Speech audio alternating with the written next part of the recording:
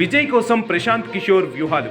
దళపతిని ప్రశాంత్ గెలిపిస్తాడా? తమిళగ వెట్రి కలగం పేరుతో పార్టీ పెట్టిన hero Vijay 2026 Tamil Nadu assembly ఎన్నికలకు ఇప్పటి నుంచే సిద్ధమవుతున్నారు. ఇప్పటికే తమ పార్టీ జెండాను అజెండాలను ప్రకటించిన ఇళయ దళపతి విజయ్ పార్టీ నిర్మాణంపై దృష్టి సారించారు.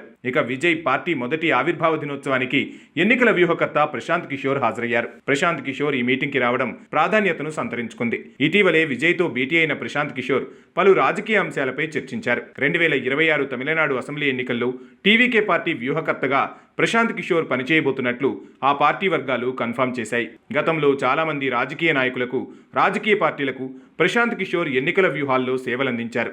ప్రశాంత్ కిషోర్కు మంచి ట్రాక్ రికార్డు ఉంది. పీకే వ్యూహాలు రచిస్తే అధికారం తథ్యమని అందరూ నమ్మే మాట. తమిళ సినిమా హీరో విజయ్ని పొలిటికల్ హీరోగా ఈ బీహారీ వ్యూహకర్త మార్చేస్తారా అన్న చర్చ మొదలైంది.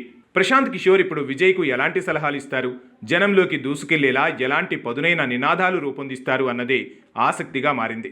భారతీయ జనతా పార్టీకి దగ్గరైన అన్నాడీఎంకేను విజయ్ తన వైపు లాక్కుంటారా? జయలలిత లేని తమిళనాడులో పీకే ఈ దిశగా పావులు కదుపుతారా అన్నది తంబీల రాజకీయంలో ఇంట్రెస్టింగ్గా మారింది. అధికార డీఎంకే మీద శివాలెత్తిపోతున్న విజయ్ అన్నాడీఎంకేను ఒక్క మాట కూడా అనడం లేదు. దీంతో అన్నాడీఎంకేతో విజయ్ పార్టీ ఒప్పందం చేసుకుంటుందా అన్న చర్చ ఇప్పుడు ఊపందుకుంది. ఈ మహానాడులోనే ప్రచార షెడ్యూల్ను విజయ్ ప్రకటించే అవకాశాలున్నాయి. ఇక డీఎంకేతో పాటు భారతీయ జనతా పార్టీ మీద కూడా విజయ్ విమర్శలు చేస్తున్నారు. ఈ నేపథ్యంలో ఇంకో ఏడాదిలో ఎన్నికలు జరిగే తమిళనాడులో పొలిటికల్ లెక్కలు ఎలా మారుతాయన్నది ఇప్పుడు చర్చనీయాంశమైంది. ఈ సమావేశానికి వచ్చేవారికి ఫోన్లు తీసుకురావద్దంటూ ఆదేశాలు వెళ్లటం కొసమెరుపు.